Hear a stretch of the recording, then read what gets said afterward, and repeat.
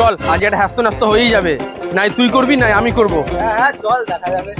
শ্বশুর মশাই, আমাদের দুজনকার মধ্যে আপনাকে বেছে নিতেই হবে আপনার মেয়ের জন্য কে যোগ্য আর কে অযোগ্য। হ্যাঁ সে তো বুঝতেই পারছি তোমাদের দুজনের ঠোক না দেখে।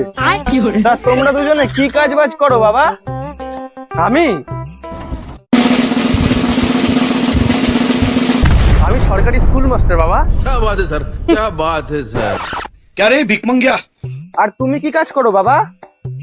আমি ওই বাবার একটা ইঞ্জিন ভ্যান আছে, সেটাই সারাদিন টানি আর রাত্রে একটু চলে। এই তো আমার জামাই পেয়ে গেছি। জামাই